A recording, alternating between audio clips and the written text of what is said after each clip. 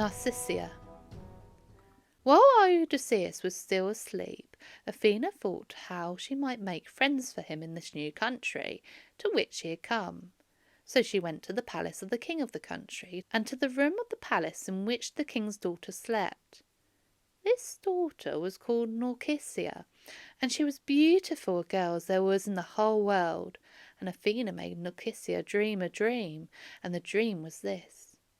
She thought a very dear friend of hers, a girl of the same age, daughter of a famous sailor called Drymas, stood by her bedside and spoke to her.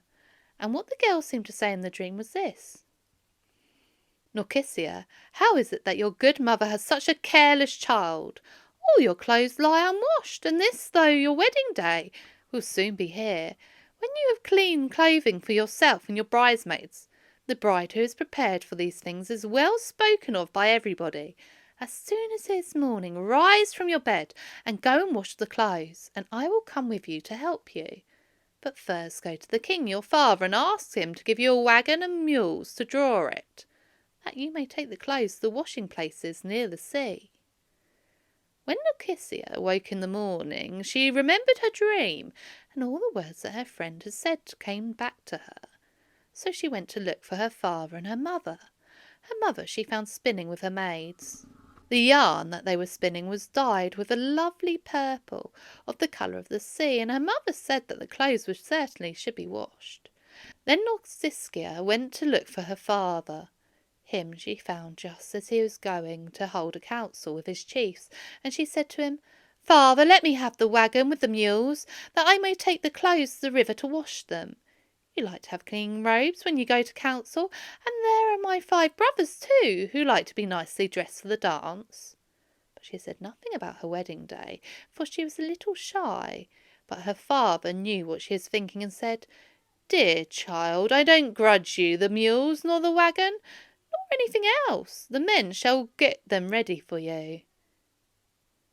So he called to the men, and they made the wagon ready, and harnessed the mules, and Nausicaa brought down the clothes that were to be washed from the chamber, and put them in the wagon, and her mother filled a basket with good things for her daughter and her maids to eat, and gave them a skin of bottle of wine, and a flask of olive oil, to be used after they bathed. So Nausicaa and her maids got into the wagon, and she took the reins in her hands, and touched the mules with her whip. The mules started off at a trot, and did not halt until they reached the places by the river which the clothes were to be washed. The girls undid the harness from the mules, and led them to feed on the sweet clover that grew by the riverside, and they took the clothes from the wagon, and put them into the trenches that had been dug for the washing places. If they tried to wash them in the river itself, they would have been carried away by the stream. The trenches were filled with water, but it was quite still, and they laid the clothes in them and trod on them, and washed them till they all were quite clean. Then they took them out of the trenches and laid them to dry on the shingle by the sea.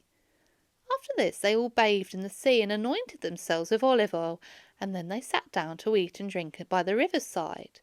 And when they'd had enough, they got up to make a game at ball, and as they played they sang, and Nausicaa led the singing. They were tall and beautiful, all of them, but the princess was taller than all the others. So when they'd ended their play, they had taken up the dry clothes from the shingle where they had been laid, and had folded them up and put them in the wagon, and they were about to harness the mules. This thing happened. Athena put it into the mind of the princess to take up the ball and throw it for sport to one of the maids, though, as has been said, the play was ended. So wide did she throw it that it fell into the river, and the maids cried out, fearing that it might be lost. So loudly did they cry that they woke Odysseus, and he said to himself, What land is this at which I come? I wonder whether the people who live here are savage or kind to strangers. And what was this cry that I heard? It sounded like the voice of nymphs.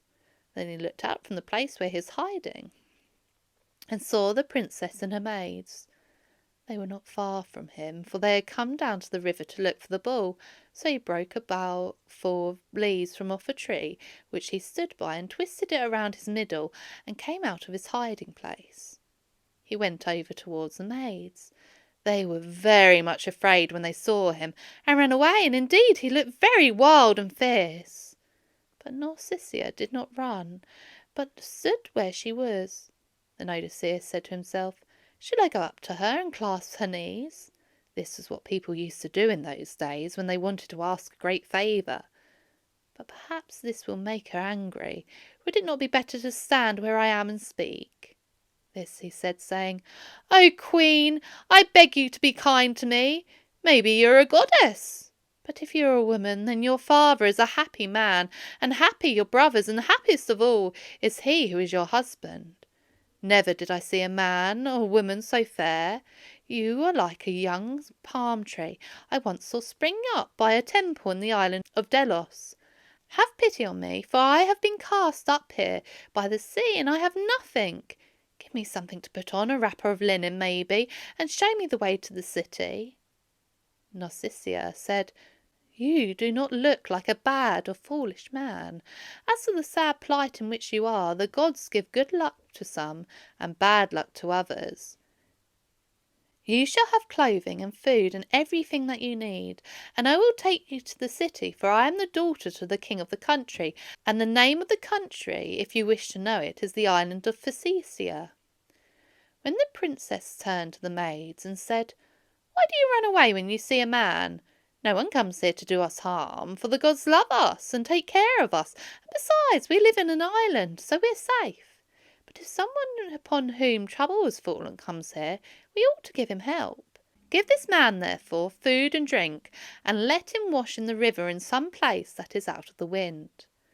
So the maids led him down to the river and gave him clothes, a tunic to wear next to his skin, and a cloak to put over the tunic, and they gave him a flask of olive oil to use after he had had his bath.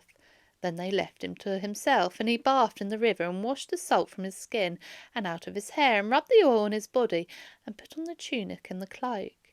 And Athena made him look taller and fairer than he was, and caused his hair to grow thicker and darker on his head, so that he sat down on the seashore and waited. And when the princess saw him, she said, "Surely it is the gods who have brought this man here. When I saw him first, I thought that he was not uncomely, but now he seems more like a god than a man. I should be well contented to have such a man for my husband, and perhaps he may be willing to stay in this country." Then she turned to her maids and said, "Give the stranger food and drink." So they gave him, and he ate ravenously, for he had had a long fast. For it is now the 3rd day since the raft had been broken by the sea, and all the store of food and drink which Calypso had given him had been lost. Then Nausicaa told the maids to harness the mules, and she said to Odysseus, "Come, stranger, with me, and I will take you to my father's house. Now listen, and do as I shall tell you. As long as we are in the country, follow with the maids, and keep close to the wagon. But when we come to the city, then drop behind. This is how you will know the place. There is a narrow passage leading to the city gate, and on each side of the passage there is a harbour. Then you will see a grove of poplar trees, and a spring in the midst of the grove, with grass round it. Stay there till I shall have time to reach my father's house. Now, the reason why I would have you do this, I do not wish the common people to gossip about me. If they were to see you following close after the chariot, one of them might say, 'Who is this tall and handsome stranger that comes with Nausicaa? Will he be her husband? Is he a god come down from heaven, or is he a man from some place over the sea? The princess is too proud, it seems, to marry one of us.' I would not have such words spoken about me. Stay then in the grove till you think that I have got to my home. Then come out and pass through the gate, and ask for the king's palace. Anyone, even a child, can tell you the way, and there is not another house in the city like it. And when you have come to it, pass quickly through the hall to the place where my mother sits. It's on one side of the heath, and my father's is on the other. Do not speak to him, but lay hold of my mother's knees and beg of her that she will send you safely home." Then she touched the mules with the whip, and they set off, but the princess was careful not to drive so fast that Odysseus and the maids would easily keep up with the wagon. And when the sun was about to set, they came to the city, and Odysseus stayed behind the grove, but Nausicaa with her maids went on to the palace. When they came thither, her brothers unyoked the mules from the wagon and carried the linen into the house, and she went to her room, where her maid lit a fire for her and prepared a meal.